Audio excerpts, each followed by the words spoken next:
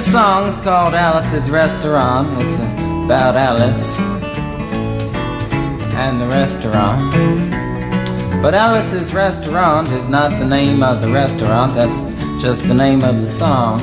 And that's why I call the song Alice's Restaurant.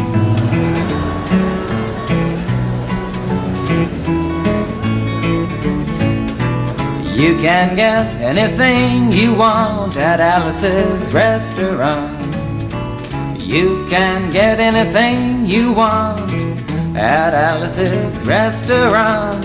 Walk right in, it's around the back, just a half a mile from the railroad track. And you can get anything you want at Alice's Restaurant. Now it all started 2 Thanksgivings ago. It was on 2 years ago on Thanksgiving when my friend and I went up to visit Alice at the restaurant. But Alice doesn't live in the restaurant. She lives in the church nearby the restaurant in the bell tower with her husband Ray and Facha the dog. And living in the bell tower like that, they got a lot of room downstairs where the pews used to be. And having all that room, seeing as how they took out all the pews, they decided that they didn't have to take out their garbage for a long time. We got up there, we found all the garbage in there, and we decided it'd be a friendly gesture for us to take the garbage down to the city dump. So we took the half a ton of garbage, put it in the back of a red VW microbus, took shovels and rakes and implements of destruction, and headed on toward the city dump. Well, we got there, and there's a big sign and a chain across the dump saying closed on Thanksgiving, and we had never heard of a dump closed on Thanksgiving before, and with tears in our eyes we drove off into the sunset looking for another place to put the garbage. We didn't find one till we came to a side road, and off the side of the side road was another 15-foot cliff, and at the bottom of the cliff was another pile of garbage. And we decided that one big pile is better than 2 little piles, and rather than bring that one up, we decided to throw ours down. That's what we did. And drove back to the church, had a Thanksgiving dinner that couldn't be beat, went to sleep and didn't get up until the next morning when we got a phone call from Officer Obie. He said, "Kid, we found your name on an envelope at the bottom of a half a ton of garbage, and wanted to know if you had any information about it." And I said, "Yes, sir, Officer Obie, cannot tell a lie. I put that envelope under that garbage." After speaking to Obie for about 45 minutes on the telephone, we finally arrived at the truth of the matter and said that we had to go down and pick up the garbage, and also had to go down and speak to him at the police officer station. So we got in the red VW microbus with the shovels and rakes and implements of destruction, headed on toward the police officer station. Now, friends, there was only 1 or 2 things that Obie could have done at the police station, and the first was that he could have given us a medal for being so brave and honest on the telephone, which wasn't very likely and we didn't expect it. Another thing was that he could have bawled us out and told us never to be seen driving garbage around the vicinity again, which is what we expected. But when we got to the police officer station, there was a third possibility that we hadn't even counted upon, and we was both immediately arrested, handcuffed. And I said, "Obie, I don't think I can pick up the garbage with these handcuffs on." He said, "Shut up, kid. Get in the back of the patrol car," and that's what we did. Sat in the back of the patrol car and drove to the, quote, scene of the crime, unquote. I want to tell you about the town of Stockbridge, Massachusetts, where this happened. Here they got 3 stop signs, 2 police officers and 1 police car. But when we got to the scene of the crime, there was 5 police officers and 3 police cars, being the biggest crime of the last 50 years, and everybody wanted to get in the newspaper story about it. And they was using up all kinds of cop equipment that they had hanging around the police officer station. They was taking plaster tire track footprints, dog-smelling prints, and they took 27 8x10 color glossy photographs with circles and arrows and a paragraph on the back of each one explaining what each one was to be used as evidence against us. Took pictures of the approach, the getaway, the northwest corner, the southwest corner, and that's not to mention the aerial photography. After the ordeal, we went back to the jail. Obie said he was going to put us in the cell. Said, kid, I'm going to put you in the cell. I want your wallet and your belt. And I said, Obie, I can understand you want my wallet so I don't have any money to spend in the cell, but what do you want my belt for? And it said, kid, we don't want any hangings. Said, Obie, did you think I was going to hang myself for littering? Obie said he was making sure, and friends Obie was, because he took out the toilet seat so I couldn't hit myself over the head and drown. And he took out the toilet paper so I couldn't bend the bars, roll the toilet paper out the window, slide down the roll and have an escape. Obie was making sure, and it was about 4 or 5 hours later that Alice, remember Alice? It's a song about Alice. Alice came by and with a few nasty words to Obie on the side, bailed us out of jail. We went back to the church, had another Thanksgiving dinner that couldn't be beat, and didn't get up until the next morning when we all had to go to court. We walked in, sat down. Obie came in with a 27 8x10 colored glossy pictures with the circles and arrows and a paragraph on the back each one. Sat down. Man came in, said, all rise. We all stood up, and Obie stood up with the 27 8x10 colored glossy pictures, and the judge walked in, sat down with the seeing-eyed dog, and he sat down. We sat down. Obie looked at the seeing-eyed dog. And then the 27 8x10 colored glossy pictures with the circles and arrows and a paragraph on the back of each one, and looked at the seeing-eyed dog. And then the 27 8x10 colored glossy pictures with the circles and arrows and a paragraph on the back of each one, and began to cry, because Obie came to the realization that it was a typical case of American blind justice and there wasn't nothing he could do about it. And the judge wasn't going to look at the 27 8x10 colored glossy pictures with the circles and arrows and a paragraph on the back of each one explaining what each one was to be used as evidence against us. And we was fined $50 and had to pick up the garbage in the snow, but that's not what I came to tell you about.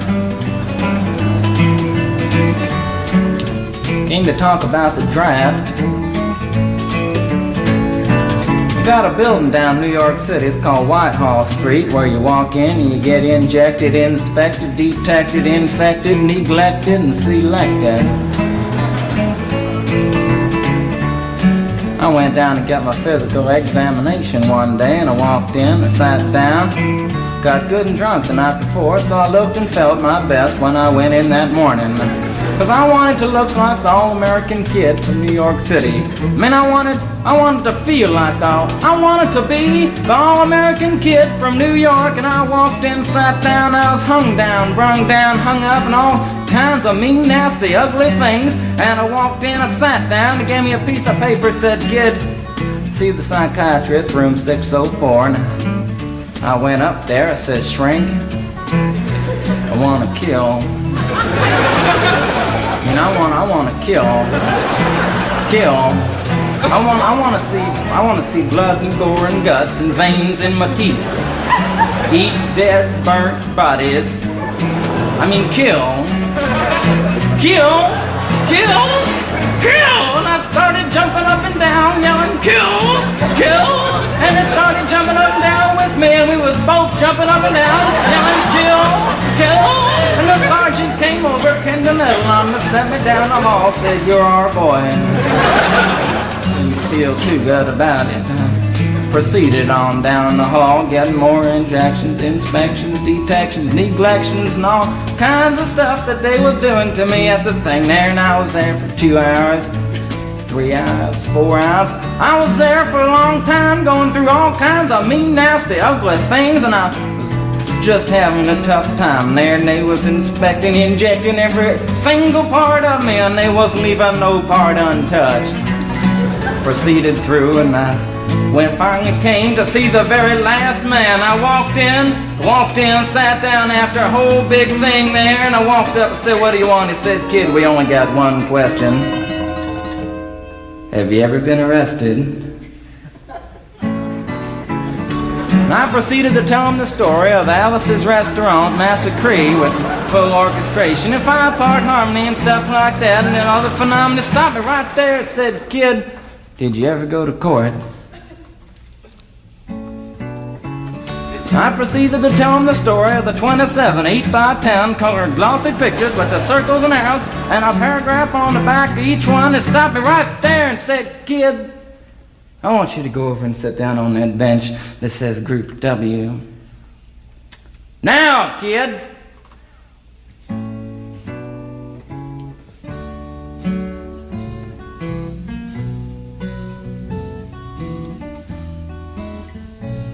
And I walked over to the bench there, and there's Group W is where they put you if you may not be moral enough to join the army after committing your special crime. And there was all kinds of mean, nasty, ugly-looking people on the bench there. As mother rapers, father stabbers, father rapers sitting right there on the bench next to me, and one, they was mean and nasty and ugly and horrible and crime-fighting guys was sitting there on the bench. And the meanest, ugliest, nastiest one, the meanest father raper of them all, was coming over to me, and he was mean and ugly and nasty and horrible and all kinds of things. And he sat down next to me and said, "Kid,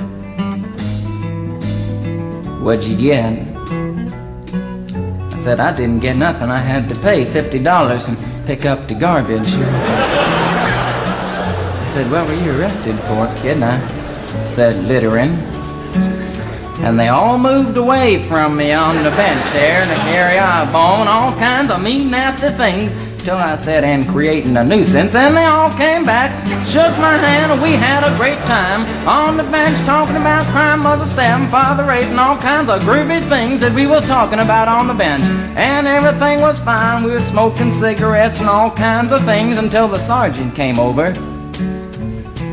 had some paper in his hand, held it up and said, "Kids, this piece of paper's got 47 words, 37 sentences, 58 words. We want to know details of the crime, time, crime, and that kind of thing. You got to say tell about the crime, want to know the rest of the officer's name, and that kind of thing you got to say." And they talked for 45 minutes, and nobody understood a word that he said, but we had fun filling out the forms and playing with the pencils on the bench there. And I filled out the Massacree with the 4-part harmony and wrote it down there just like it was, and everything was fine. And I put down a pencil and I turned over the piece of paper, and there on the other side, in the middle of the other side, away from everything else on the other side, in parentheses, capital letters, quotated,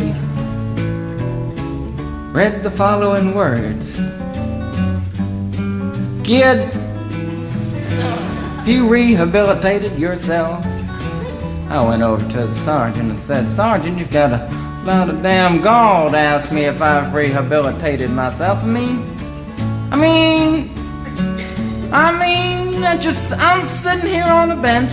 I'm sitting here on the Group W bench because you want to know if I'm moral enough to join the army, burn women, kids, houses, and villages after being a litter bug." He looked at me and said, "Kid, you don't like your kind. And we're gonna send your fingerprints off to Washington, and friends, somewhere in Washington, enshrined in some little folder, is a study in black and white of my fingerprints. And the only reason I'm singing you the song now is because you may know somebody in a similar situation. Or you may be in a similar situation, and if you're in a situation like that, there's only one thing you can do, is walk into the shrink wherever you are. Just walk in and say, 'Shrink, you can get anything you want at Alice's restaurant,' and walk out. You know, if just one person does it, they may think he's really sick and they won't take him. And if two people do it in harmony, they think they're both faggots and they won't take either of them. and if 3 people do it, 3, can you imagine 3 people walking in, singing a bar, Alice's restaurant, and walking out? They may think it's an organization. And can you imagine 50 people a day? I said 50 people a day walking in, singing a bar, Alice's restaurant, and walking out. And friends, they may think it's a movement. And that's what it is. The Alice's Restaurant anti-Massacree movement. And all you gotta do to join is to sing it the next time it comes around on the guitar with feeling. So we'll wait till it comes around on the guitar here. Sing it when it does.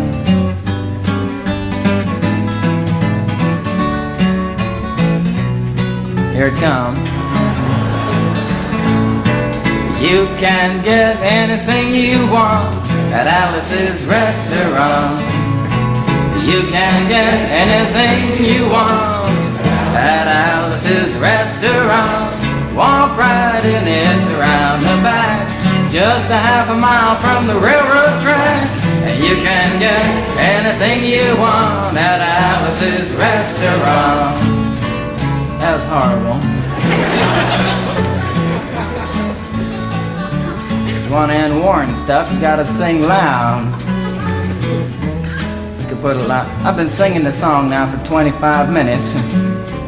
I could sing it for another 25 minutes. I'm not proud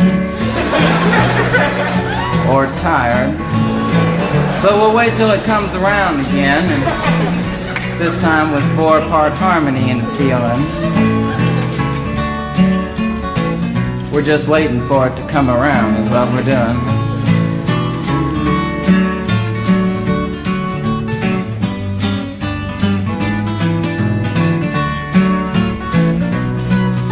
All right now. You can get anything you want at Alice's Restaurant, excepting Alice. You can get anything you want at Alice's Restaurant. So walk right in, it's around the back, just a half a mile from the railroad track. And you can get anything you want at Alice's Restaurant. Da da da da da da da. At Alice's Restaurant.